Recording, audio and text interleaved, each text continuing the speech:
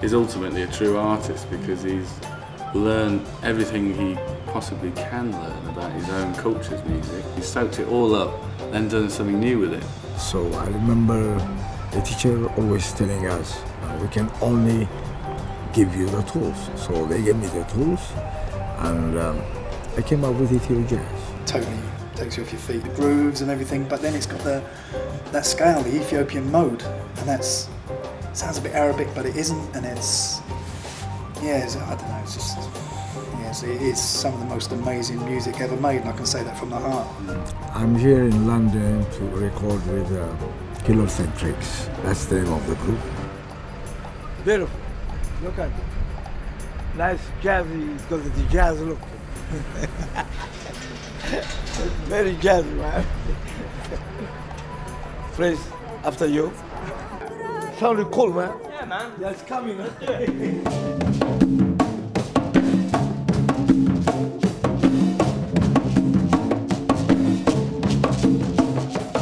When I first heard it, I never even dreamed of being in the situation we're in now, where we've got to play with the guy, learn from him. So this group is very unique. They have a distinct sound of their own way of approaching music.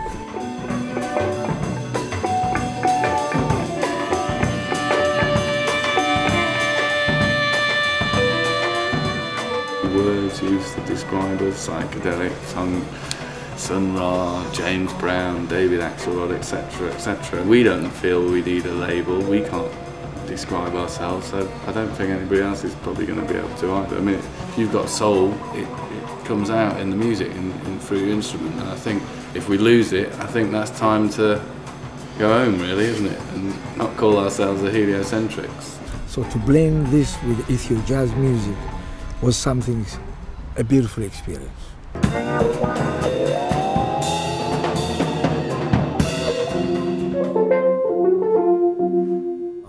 I came over to England when I was about 16 years, and I went to a high school in North Wales. There was actually a very good music teacher. That's where I find out my talent and what I am and what I should be in the future, you know. So 15 years, I never had a chance to come to England. So Cargo was my next stop after 15 years.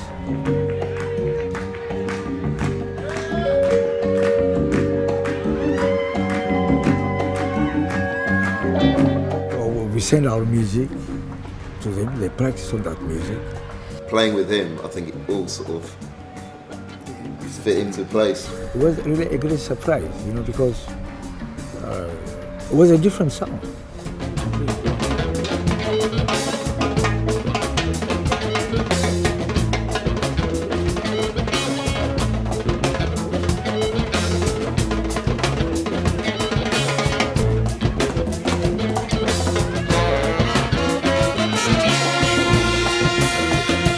Blown away by people's reaction, you know, when people started chanting his name and everything. You could see he was like, wow, I haven't had this kind of reaction for a while, you know. The crowds were that evening really a great surprise to me, because there were so many young people there. Since I was away, I didn't know I had all this kind of fun. And it was really a beautiful experience. Now I'm back again to do more work with them, and I'm really enjoying and, you know, having fun with this music.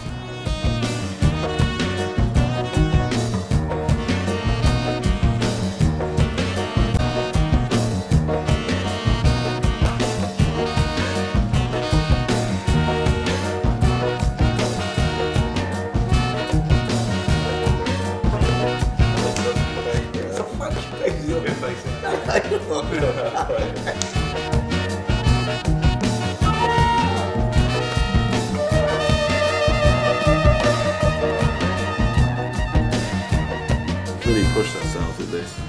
The other thing is we were insistent on using every Ethiopian instrument, the main instrument. So you've got the gena, which is like a rattly double bass sound.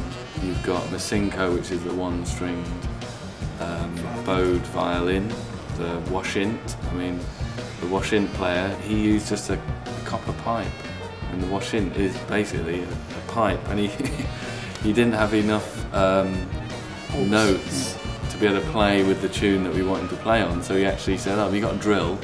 And he got a drill out and just put a new hole in the pipe, and he got that note, the elusive note that he was looking for. I mean, you know, the attitude behind the album. Yeah, exactly. You know, however we could do it, we would make it work.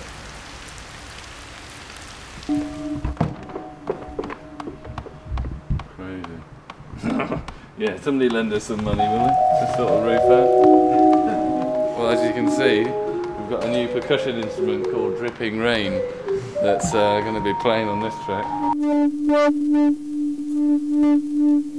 Very soft vibe player, very considered vibe player, where some of our music's quite tense and aggressive, so he had to come up to us. It wasn't all about us coming to him. He was well out of the comfort zone, like we were, trying to play traditional Ethiopian rhythms and stuff, but it works. Let's do a compromise. Hey, this guy is giving me a problem, man. I can change my sounds, man. This is Mulatu song. We're not changing it, we're tweaking it. We'll do one your way, and then we'll have a go. No, because when I go, he's going to mix it his own way. You have, I know him the trick. He's going to mix it his own way now. You have one mallet, I'll have the other. Yeah, we'll share it. You two good.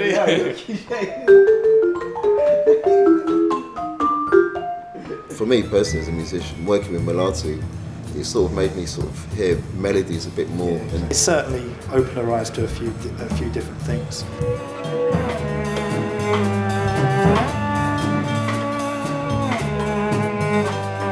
This time, as I've said, it's going to be something unique and different from my earlier works or from other musicians I've been working with.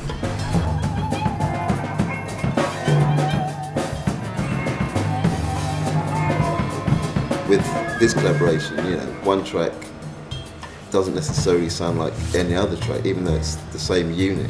Often the best music comes from taking risks.